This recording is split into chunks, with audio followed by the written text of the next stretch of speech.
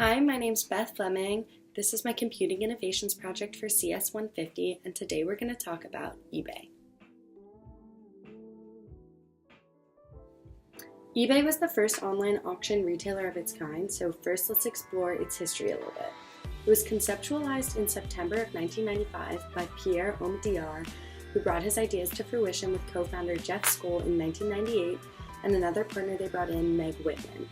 The idea behind the creation of eBay was to allow individual sellers to sell items one piece at a time on their own terms. The founders were looking for a way to use the internet to sell items by a private seller and be operable for anyone. They solved this issue by creating a platform for anyone with internet access to list and sell their items online while allowing buyers to bid on pieces free of charge and be able to view available products in an easy-to-see list format.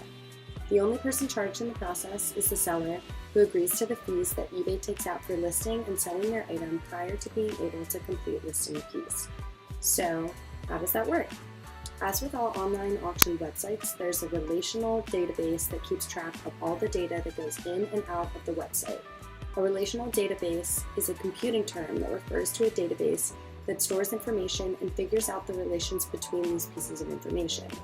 The relational database can be shuffled around and used in a bunch of different ways without the tables including the data in them being reorganized. The reason for using a relational database for an online auction website is that it is accurate, easy, and secure. All data appears in the database only once, but can be organized and reorganized as many times as you need without messing up the proper format of the database. Furthermore, multiple people can access and use the same database, but do not have to, as the data in relational databases can be limited to have only access to certain users. In eBay's case, the relational database keeps track of what's for sale, who has bid on them, and who wins the bid. There are 3 separate relational tables for users, item listings, and transactions. The item listings will store the information about the item, such as the price, the seller, the shipping costs, etc. The user relational tables list the users, their personal information, their addresses, their maximum bids, and so forth. And the transaction tables include information about individual transactions, the seller, the bids on that item, the price, and information such as that. Another way that eBay manages data is through the proxy bidder. With a proxy bidder, you set your maximum bid and it automatically places a bid for you each time someone places a bid that is higher than yours.